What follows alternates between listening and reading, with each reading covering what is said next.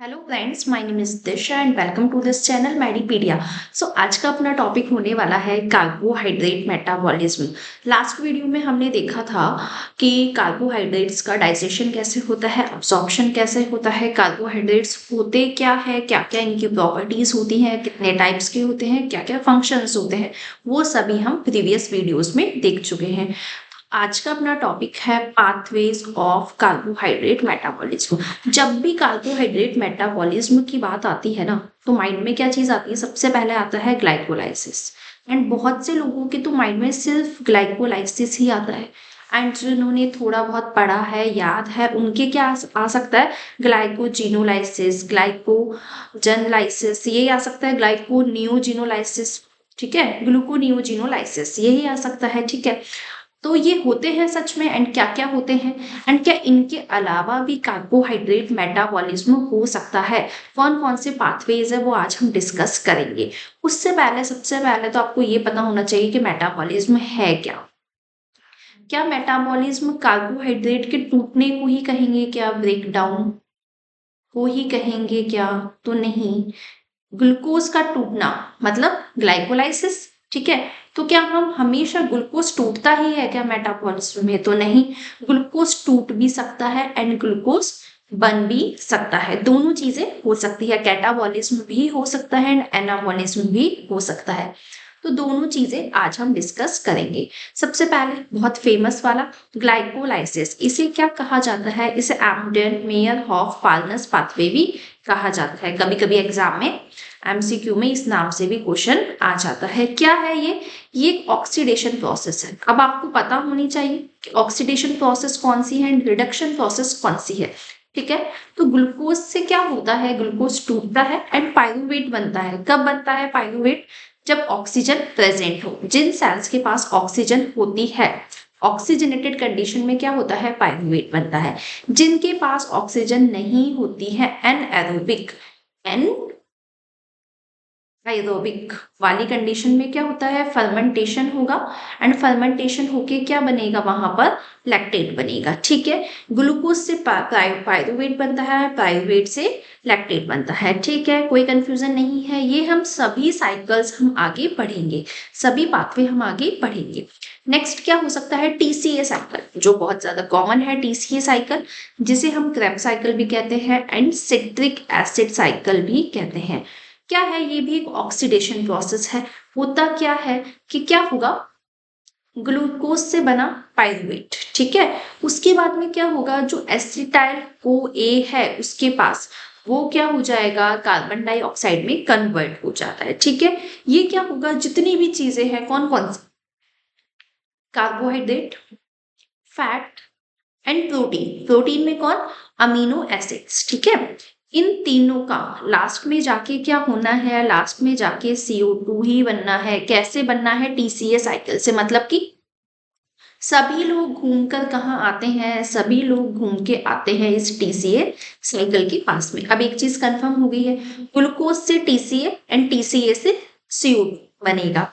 लेकिन ये जो क्रैब साइकिल है ना, टीसीए वाला, कार्बोहाइड्रेट्स, प्रोटीन्स, अमीनो एसिड्स मतलब एंड फैट, तीनों ही फाइनल एंड कॉमन पाथवे कौन है इसका? टीसीए साइकिल ही है। सबको इस साइकिल के पास ही आना है। ठीक है, अब एक क्या होता है? ग्लूकोनियोजेनेसिस। अब बहुत कंफ्यूजन होता है क्या कि ग्लूकोनियोजेनेसिस होता है या ग्लाइकोनियोजेनेसिस होता है? कंफ्यूजन होता है ना।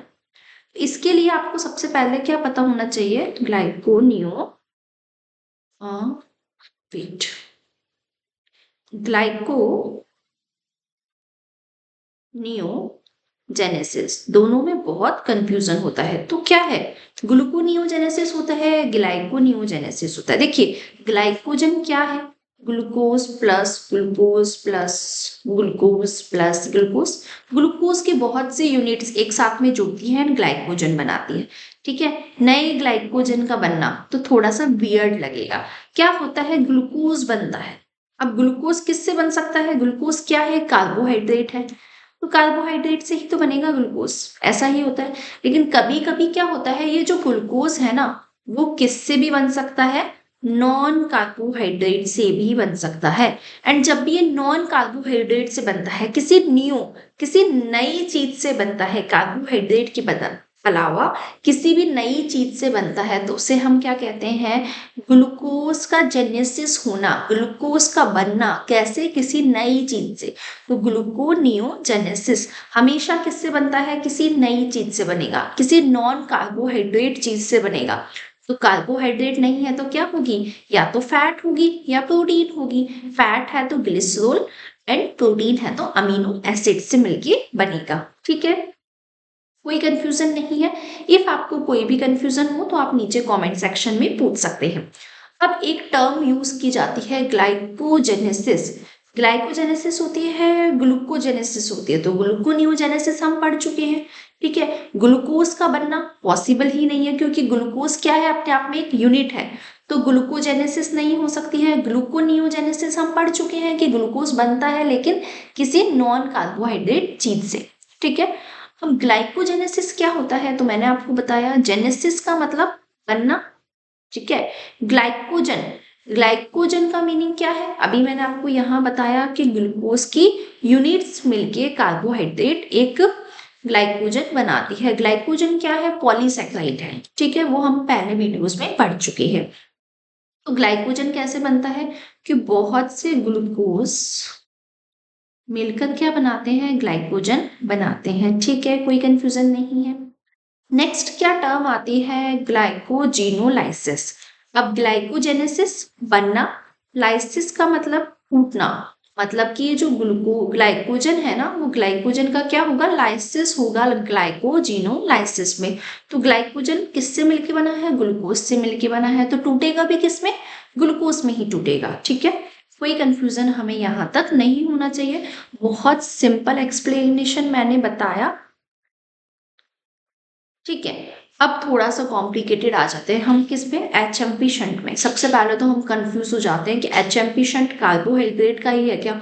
तो बिल्कुल, बिल्कुल। इफ आपको फुल फॉर्म पता है, hexose monophosphate shunt, pentose phosphate pathway, direct oxidative pathway, तीनों ही किसके नाम है? एचएमपी शंट के ही नाम है। जहां पर ग्लाइकोलाइसिस एंड टीसीए साइकिल नहीं चाहते हो, वहां पर क्या हो जाएगा? एचएमपी शंट हो जाएगा। हम चाहने वाले कोई नहीं होते हैं, कुछ सेल्स होती है जहां पर एचएमपी शंट होता है। ठीक है, एचएमपी पाथवे होता है, मतलब कि क्या है? इसका अल्टरनेट है कि या तो ग्लूकोज के लिए ग्लाइकोलाइसिस एंड टीसीए साइकिल होगा, या फिर हम क्या यूज कर सकते हैं? एचएमपी यूज कर सकते हैं। ठीक है, दोनों में से एक अल्टरनेट है इसका। ठीक है, नेक्स्ट हम क्या देखते हैं? Uronic acid pathway. अब ये यूरोनिक एसिड पाथवे क्या होता है? तो ये भी अल्टरनेट पाथवे है किसका? ग्लूकोज का। लेकिन यहाँ होता क्या है? यहाँ पर ग्लूकोज कन्वर्ट होता है किस में? एस्कॉर्बिक एसिड में। अब ये एस्कॉर्बिक एसिड तो ह्यूमन बींग्स में पाया ही नहीं जाता, लेकिन यूरोनिक एसिड पाथवे आपको पता होना चाहिए कि होता क्या है।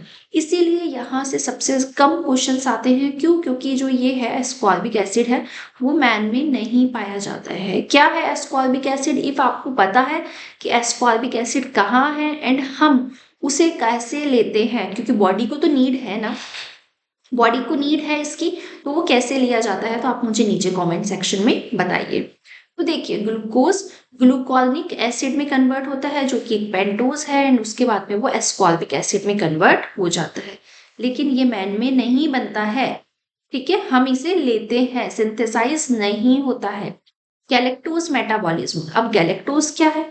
गैलेक्टोज हमें पता है, दो ग्लूकोज एंड लैक्टोज, दो चीजें कौन कौन सी? ग्लूकोज एंड लैक्टोज, दोनों ही क्या है? मोनोसेक्राइड है। दोनों मिलके गैलेक्टोज को बनाते हैं। गैल ग्लूकोज से आया, लैक्टोज लैक्टोज से आया। ठीक है, गैलेक्टोज। फ्रक्टोज क्या है? तो फ्रक्टोज में क्या होगा? Fructose metabolism. इस फ्रक्टोज मेटाबॉलिज्म में क्या होता है कि जो फ्रक्टोज है ना, वो कन्वर्ट होता है किसमें? पायरुवेट में। उसी पायरुवेट में जिसमें ग्लूकोज कन्वर्ट हुआ था। क्यों?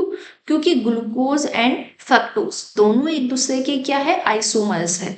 एंड ये भी क्या होती है? ऑक्सीडेशन प्रोसेस ही होती है। तो ये जितनी भी प्रोसेस मैंने आपको बताई है ना, वो सभी क्या है? आपके कार्बोहाइड्रेट मेटाबॉलिज्म में ही आती है। Amino sugars and mucopolysaccharide metabolism, जी ये भी होता है। क्या होता है? अमीनो शुगर्स, ऐसे कुछ शुगर्स होती है जो प्रोटीन एंड कार्बोहाइड्रेट दोनों है, एंड म्यूकिन एंड पॉलीसेक्राइड्स दोनों है, ठीक है। तो इनका फॉर्मेशन कैसे होता है? इनका फॉर्मेशन भी कार्बोहाइड्रेट्स में ही होता है, ठीक है। अब इवेंट्स की बात की जाए कि ये जो चीजें हैं जो मैंने आपको बताई ये कहाँ कहाँ होती है, तो 3 क्वेश्चंस आपसे सबसे ज्यादा पूछे जाते हैं कि ग्लाइकोलाइसिस कहाँ होता है। तो ग्लाइकोलाइसिस होता है साइटोप्लाज्म में। एंड क्रेब्स साइकिल कहाँ होता है? तो ये होता है माइटोकॉन्ड्रियल की मैट्रिक्स में। कहाँ पर? ये है आपका माइटोकॉन्ड्रिया, ठीक है, एंड ये है इसकी मैट्रिक्स, ठीक है। तो क्या होगा? यहाँ पर क्रेब साइकिल होता है, लेकिन कुछ सेल्स ऐसी होती है जिनके पास माइटोकॉन्ड्रिया होता ही नहीं है, न्यूक्लियस होता ही नहीं है। इफ आपको पता है कि ऐसी सेल्स कौन कौन सी होती है तो आप नीचे कमेंट सेक्शन में बताइए। तो जिन सेल्स के पास माइटोकॉन्ड्रिया नहीं होता है उन सेल्स में क्रेब साइकिल भी नहीं होता है, ठीक है। तभी तो लास्ट में कौन बनता है वहां पर? इफ आपको पता है तो आप मुझे बताएंगे, ठीक है। तो ग्लाइकोलाइसिस होता है साइटोप्लाज्म में, क्रेब साइकिल होता है माइटोकॉन्ड्रिया की मैट्रिक्स में। अब ये जो इलेक्ट्रॉन ट्रांसपोर्ट सिस्टम है ये कहाँ होता है? तो ये कहाँ होता है? ये जो इसकी क्रिस्टी है ना, ये वाली चीज जो क्रिस्टी है ना, यहाँ पर क्या होता है? इलेक्ट्रॉन ट्रांसपोर्ट सिस्टम होता है, ठीक है। तो जब भी आप देखेंगे क्रेब साइकिल तो आप वहां देखेंगे कि जो आपकी एनर्जी है वो एनर्जी वाली फॉर्म कहाँ जाती है? इलेक्ट्रॉन ट्रांसपोर्ट सिस्टम में या इलेक्ट्रॉन ट्रांसपोर्ट चेन में, एंड वहां से 2.5 एटीपीज बन के आती है। तो आपको पता होना चाहिए, एग्जाम में क्वेश्चन पूछा जाता है कि ईटीसी होता कहाँ है, इलेक्ट्रॉन ट्रांसपोर्ट सिस्टम कहाँ होता है, तो आपको पता होना चाहिए माइटोकॉन्ड्रियल क्रिस्टी में होता है, ठीक है। जो मैंने आज आपको बताया, मैंने उसका एक बहुत सिंपल सा चार्ट बनाने की कोशिश की है, तो हम वो डिस्कस करते हैं। देखिए, कार्बोहाइड्रेट सबसे मेन कौन है? अपना ग्लूकोज अपना सबसे मेन है।